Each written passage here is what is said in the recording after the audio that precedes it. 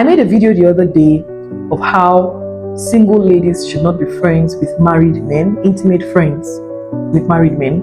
And somebody asked a question. She wanted to know what to do in a situation where a married man in a church is usually hovering around her. And so it comes, there are lots of seats in the church, but then it comes particularly to her place. Now, she's not comfortable with it, and over time she has tried to avoid him, but he keeps trying to get close. He doesn't sit with his wife, he comes to sit with her.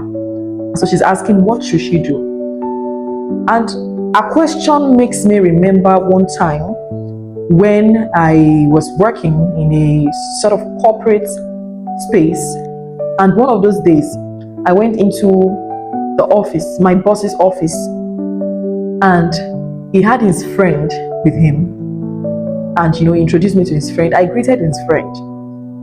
Now, as I greeted his friend, I observed that, and he also greeted me, and we're just trying to be a little familiar. I was very uncomfortable with the stare he kept giving me. He kept looking at me in a way that made me uncomfortable. He kept looking in a way that, under normal circumstances, you are not likely to be looking at the opposite sex that way. And mind you, this man was middle-aged, so he was way older. At that time, he would be in his 50s. So that stare, that look, like he kept looking at me and made it obvious that he was looking at me in a certain way that I could not describe at the time, but it made me really uncomfortable.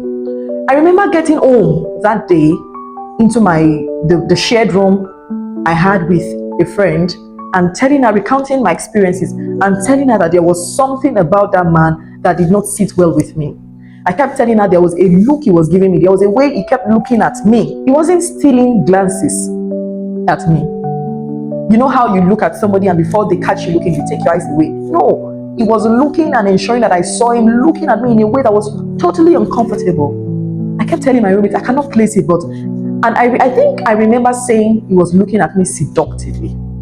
I kept telling her he was looking at me in a way I was not comfortable with. He was looking at me in a seductive way, and he was ensuring that I saw him giving those looks. But that was it. You can't create a theory out of speculations, right? Another day came, and I had to go and give him something in his office with the knowledge of my boss. I got to his office, I knocked the door.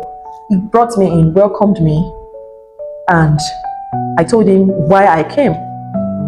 And it was very pleasant and all of that. And the next thing he told me to do was to take that thing I had brought into his office restroom. Now, this restroom is not the toilet and the bathroom. This restroom is the room attached to his office that has a bed, like his actual bedroom inside his office, to give you a proper understanding of what I'm saying. So I took that stuff and took it into his bedroom, and that was the first red flag. Like, why can I not drop it on your table? I'm not your personal assistant, I'm not your staff, I'm nobody to you.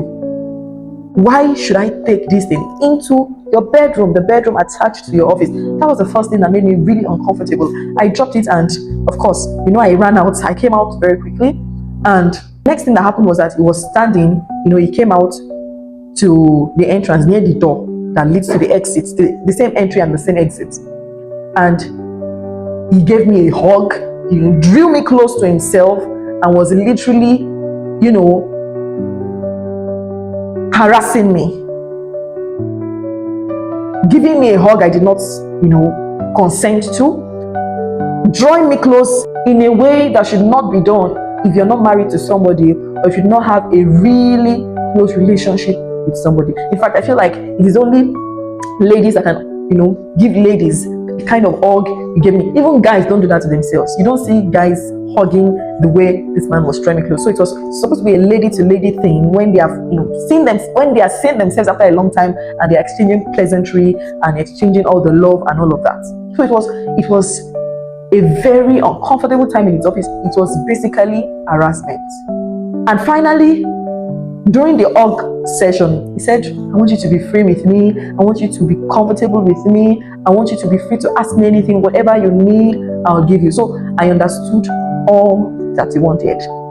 And I thank God that the org session did not last so long. It didn't last. It was maybe some 60 seconds, and I was out of his office. Of course, I knew that was the last time I was ever going to visit.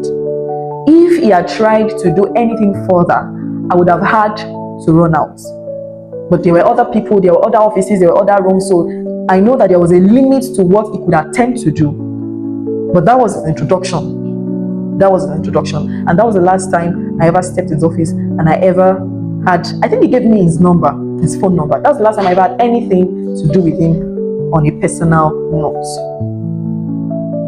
What am I trying to say, and why have I told you this story? I've told you this story because you will know. I have told you this story because you will feel uncomfortable when the wrong person is trying to enter your space. I don't need to tell you that that man wanted a relationship with me, even at his age, even as a married man, knowing that I was a very young lady. That was harassment. And if he was in a more civilized country, he could have gone to jail for that. So you will know. If you go back to the beginning of my story, you will see how that I felt that unease the first time I met him as a child of God and as a lady who was on a purity journey. I felt it. I just knew that something was off. I just knew the way this man was looking at me was not healthy. And the second thing was when I met my roommate and I was telling her this man was looking at me seductively. The signs were all over. And for somebody with the values that the Lord had helped me to build, it was a no-no for me. So I cut him off. So I'm telling you, if you're a child of God and you're on a purity journey, you're in a corporate space, in whatever space that you are, you know the values that you hold dear to your heart, you will know when something is wrong. You will know when somebody is coming for you. You will know when somebody is trying to break your walls, the gates, and the boundaries that you have kept. When you see the signs, don't wait. And so that's my answer to that lady. You have seen the signs. Flee. Let him know that you're avoiding him. It's okay. Many of us don't want to offend people. We don't want to offend people. We want to be in the middle. We want to be diplomatic. Sometimes you need to take the offensive front. Sometimes you need to offend people. So don't be afraid to let them know that you'd like to be by yourself if they are trying to break boundaries and encroach on the values that you have set. God bless you.